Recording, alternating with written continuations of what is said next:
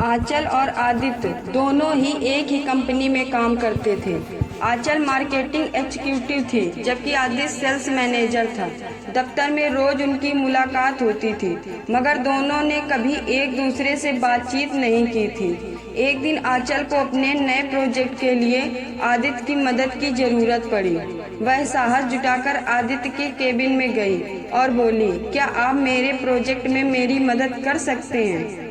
आदित्य ने मुस्कुराते हुए जवाब दिया, हाँ बिल्कुल, चलिए हम दोनों मिलकर इस प्रोजेक्ट को पूरा करते हैं। उस पल आदित्य ने पहली बार आंचल को ध्यान से देखा। उसकी मासूम मुस्कान और चेहरे की सादगी ने आदित्य के दिल को छू लिया। उसे पहली नज़र में ही आंचल के लिए कुछ महसूस होने लगा। दोनों ने मिलकर प्रोजेक्ट पर काम शुरू किया। दिन रात की मेहनत के बाद उन्होंने समय से पहले प्रोजेक्ट पूरा कर लिया। ऑफिस में सभी लोग उनके काम से प्रभावित हुए और दोनों की टीम वर्क की खूब सराहना की। धीरे धीरे आंचल और आदित्य की दोस्ती गहरी होती चली गई। अब वे अक्सर ऑफिस के बाद साथ में कॉफी पीने जाते और एक दूसरे से दिल की बातें करते। आंचल को आदित्य का सादापन पसंद आने लगा और आदित्य को आंचल की हंसी दिल से भाने लगी। कुछ ही दिनों में दोस्ती का यह रिश्ता और गहरने लगा। एक दिन आदित्य ने ठान लिया कि अब वह आंचल से अपने दिल की बात कहेगा। वह उसे पास के पार्क में ले गया। पेड़ों की छांव, ठंडी हवा और चिड़ियों की चहचहाट उस पल को और भी खास बना रही थी। आदित्य ने हल्की झिझक के साथ कहा, आंचल, मुझे तुमसे एक बात कहनी है। मैं तुमसे प्यार करता हूँ। क्या तुम मेरे साथ रिश्ता निभाना चाहोगी?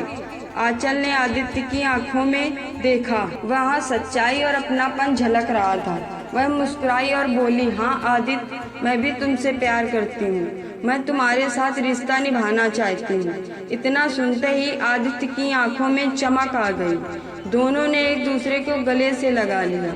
उस दिन से उनकी जिंदगी में एक नई शुरुआत हो गई। वक्त के साथ दोनों का रिश्ता और मजबूत होता गया। छोटी छोटी खुशियां साझा की, मुश्किलों में एक दूसरे का साथ दिया। ऑफिस हो या जिंदगी, उनका तालमेल सबके लिए मिसाल बन गया। कुछ साल बाद आदित्य ने आंचल को प्रपोज किया। उसने अंगूठी निकालकर कहा, आंचल, क्या तुम मेरी पत्नी बनोगी? आंचल की आंखों में खुशी के आंसू आ गए। उसने मुस्कुराकर कहा, हाँ, और दोनों शादी के बंधन में बंध गए। पूरा घर रोशनी से जगमगा रहा था। रिश्तेदार, दोस्त और पड़ोसी सब आकर शादी के इस शुभ अवसर का हिस्सा बने थे। आंचल और आदित्य की जोड़ी को सबने सराहा। हल्दी से लेकर फेरे तक हर रस्म में दोनों का चेहरा खुशी से दमक रहा था। जब बारात विदा हो गई और शादी की रस्में पूरी हो गई, तो धीरे धीरे मेहमान भी थककर अपने अपने कमरों में चले गए। घर के कोनों में अब सिर्फ शहनाई की धीमी धीमी गूंज रह गई थी। आंचल अपने कमरे में सजी धजी बैठी थी, लाल जोड़े में, हाथों में चूड़ा, माथे पर बिंदी और चेहरे पर हल्की लाली। उसका रूप किसी चांद से कम नहीं लग रहा था, पर उस सुंदरता के पीछे झलक रहा था संकोच और हल्की सी घबराहट। आदित्य दरवाजे पर पहुंचा तो उसके पैर खुद ब खुद धीमे हो गए।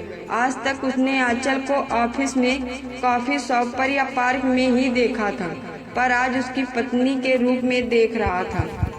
दरवाजे के बाहर खड़े होकर उसने गहरी सांस ली और धीरे से दरवाजा खोला।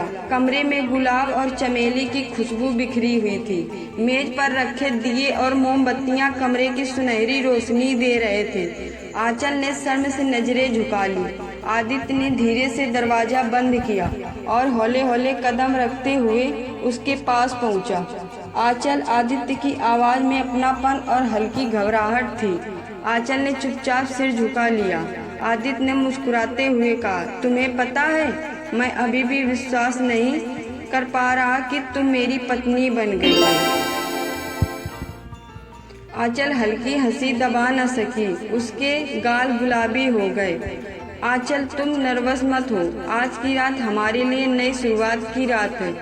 इसमें कोई जल्दबाजी नहीं है, कोई दबाव नहीं है। बस हम दोनों साथ हैं, बस यही काफी है।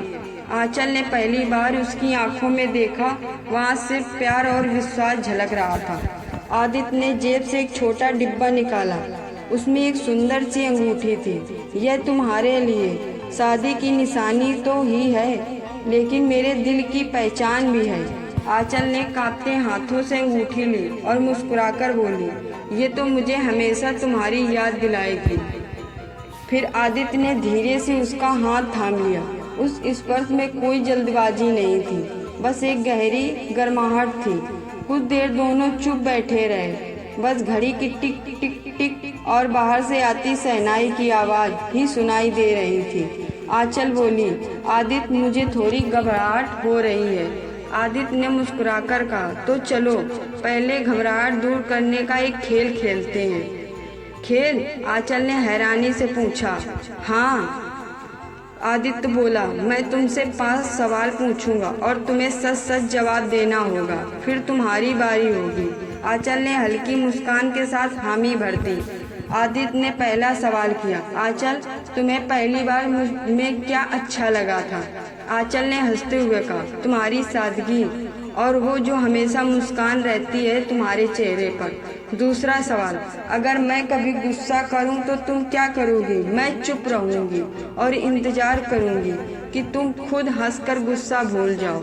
तीसरा सवाल, तुम्हारा सबसे बड़ा सपना क्या है? बस तुम्हारे साथ हमेशा रहना, हर खुशी और हर मुश्किल में। इन जवाबों को सुनकर आदित्य की आंखें भर आईं। उसने कहा, आंचल मुझे लगता है मैं सचमुच बहुत खुशनसीब हूँ। धीरे धीरे कमरे की खामोशी ने दोनों को और करीब ला दिया। आदित्य ने उसका घूंघट हल्के से उठाया। आंचल की आंखें शर्म से गई, लेकिन ओठों पर मुस्कान आ गई। तुम बहुत सुंदर लग रही हो आंचल, आदित्य ने फुसफुसाते हुए कहा। आंचल ने पहली बार बिना झिझक के उसकी ओर देखा। उन आंखों में सिर्फ भरोसा था। आदित्य ने धीरे धीरे उसका चेहरा अपने हाथों में लिया और कहा, ये रात सिर्फ हमारी है, इसे हम यादगार बनाएंगे अपने प्यार से। उस रात दोनों ने एक दूसरे से दिल की बातें की, हंसी भी थी, आंसू भी थे और सबसे बढ़कर अपनापन था। आंचल ने महसूस किया कि सुहागरात केवल एक रस्म नहीं, बल्कि 2 आत्माओं को एक दूसरे में समा जाना है। और आदित्य ने जाना कि पत्नी को पाना सिर्फ अधिकार नहीं, बल्कि जिम्मेदारी और इज्जत भी है। धीरे धीरे दोनों एक दूसरे के और करीब आते गए।